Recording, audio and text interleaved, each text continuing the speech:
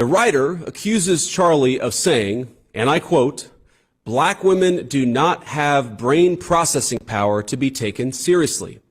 But if you go and watch the clip, the very clip she links to, you realize he never said anything like that. He never uttered those words.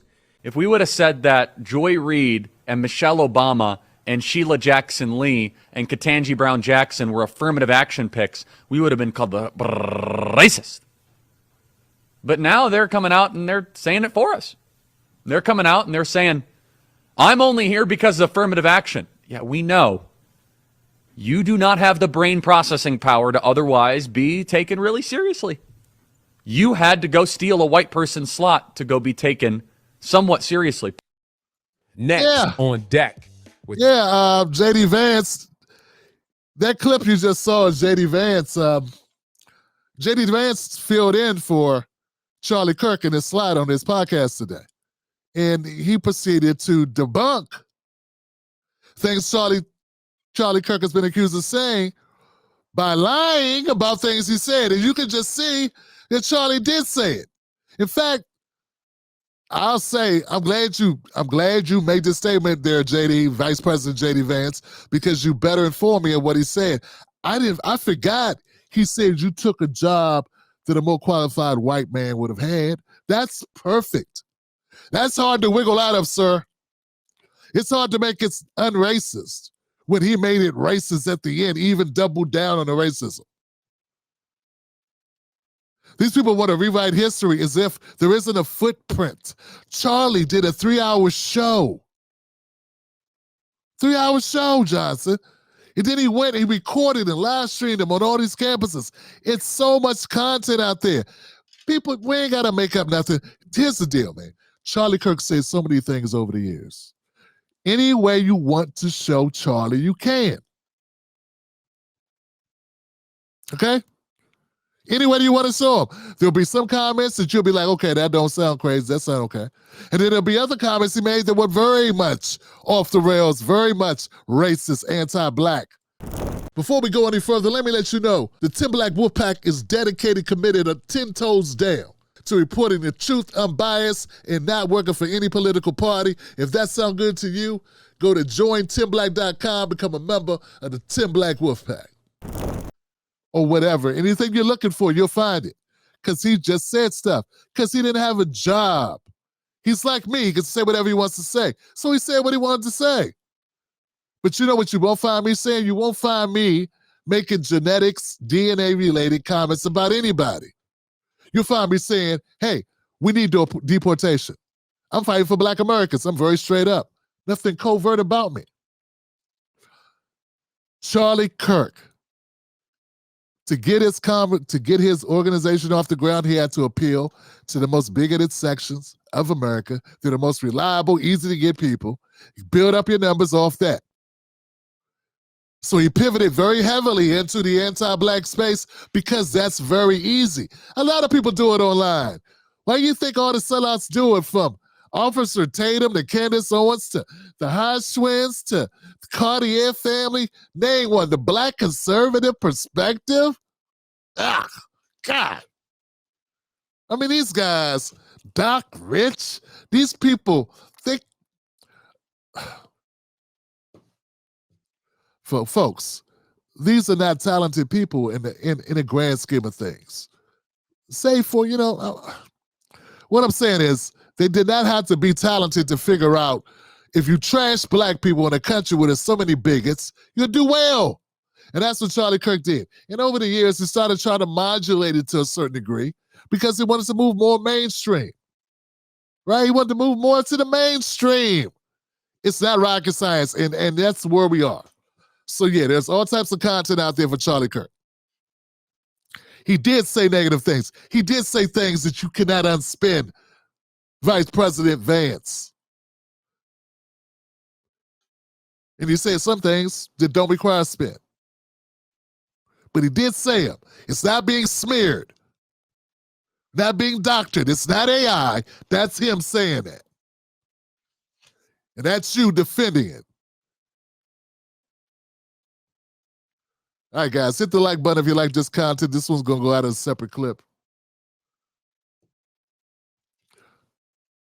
It's not for us to decide if he deserved to be shot. That's against the law. No one deserves for lawlessness to occur to them, to be a victim of an illegal act. No one deserves that. Why would anybody have to explain that they don't support that? That's a given. Now, there's some people that are very emotional, very pissed off, who took it they looked at the ramifications. And this guy running around on all these college campuses, indoctrinating people into believing that it's okay to look at black people these ways. That's why they're so emotional or so upset about it. And that's just black Americans. There are other Americans that are ticked off too. I just played a clip of looked like a 67-year-old white guy that was very highly pissed off with Charlie Kirk. And I don't think it's because he has black blood. It's because Charlie Kirk's been very offensive to many people. And everybody that's offended by him is not making it up. Everybody's not, drinking the Kool-Aid, so to speak. They're not walking around trying to lie to themselves to go after a guy in his death. In fact, to me, I wasn't focused on him. I know the stuff he did. The fact that I got issues with the stuff that Candace Owens was saying, and I've been very vocal about my criticism about Candace Owens. But who was she working for when she was doing most of that? Charlie Kirk. Who was paying her? Charlie Kirk. For all we know, he's the one who directed her to do it. Folks, I don't know if you're noticing that. Candace Owens started out on the left. Candace Owens started out a critic of Republicans. Then I remember hearing, and this is fact, Candace Owens had a lawsuit against some people at her school for racial discrimination. The NAACP came and defended her and helping her win, what was it, $80,000 back in 2000, which was a lot of money back in 2000. Hell, it's still a lot of money, but it was really a lot of money when you're living at home with your mama back in 2000 or whatever. So for all we know, Charlie Kirk came to Candace Owens when he discovered her on YouTube or whatever, and she was still on the left, and probably said, hey, if you work with me, we can make some money, but you got to change your talking points. For all we know, Charlie Kirk not only indoctrinated her with his ideology, but he threw a lot of money at her that he got from the big money guy. I think his name is Freese. See, I've looked this stuff up. There was a big connected Republican who met Charlie Kirk back in 2012. And he gave Charlie Kirk seed money to start his organization. Yeah. So Charlie Kirk had a lot of incentive to do what he did. He had money thrown at him. He gets credit, though. Charlie Kirk gets credit. He took the money and he used it to build out something. And as much as I detest it, as much as I find it disgusting, I feel the same way about the Democratic apparatus. Don't get it twisted. I don't rock with the Soros, and I don't rock with these little political action committees by the Act Blues and the other committees, the long arms of the Democratic Party. In fact, I got even more smoke for them because we don't vote for Republicans in the black community for the most part. We vote for Democrats. So most of my indignation, most of my calling out is on the Democratic side of the aisle. I hope y'all do realize that. But that don't mean I don't make exceptions for Charlie Kirk and the likes of his rhetoric, particularly when it gives me an opportunity to point out both parties suck, because they do. JD Vance is flat out wrong here. I don't know the motivations behind Charlie Kirk, and I ain't trying to say I see his heart.